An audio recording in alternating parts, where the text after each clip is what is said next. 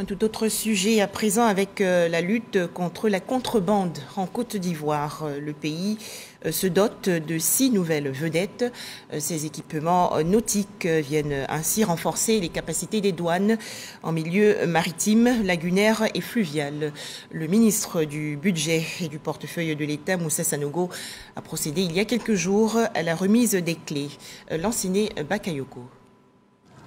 Pour s'assurer de la réactivité de ces 6 vedettes, le ministre du Budget et du portefeuille de l'État, Moussa Sanogo, en vrai commandant de bord, effectue quelques patrouilles sur le flanc lagunaire côté Vridiport.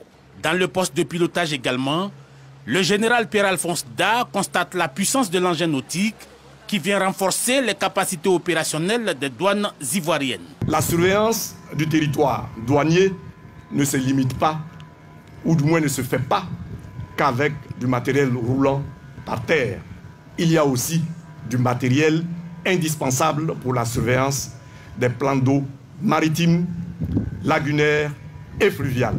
Le renforcement de la flotte nautique douanière est d'autant plus important que le plan d'eau maritime, lagunaire et fluvial est l'une des principales voies par lesquelles la contrebande se développe, avec une incidence sur la compétitivité des entreprises. Nous sommes tous témoins des aléas de plus en plus importants qui pèsent sur la conjoncture économique internationale et ses contre-coups.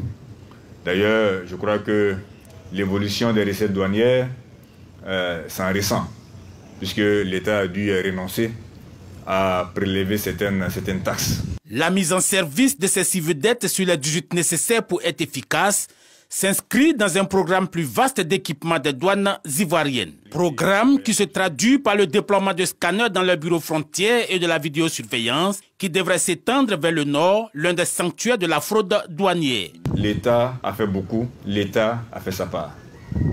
Il appartient donc à nos agents, à nos services, de prendre soin du matériel acquis durement et surtout de faire en sorte que son usage soit d'une efficacité beaucoup plus importante que ce qu'on a pu noter par le passé. Malgré le contexte ambiant qui oblige l'État à renoncer à certaines taxes, question de préserver le pouvoir d'achat des populations, ces capacités additionnelles devraient permettre de maintenir le cap de progression des recettes douanières. Pour le budget 2023, il est attendu environ 3 000 milliards de francs CFA.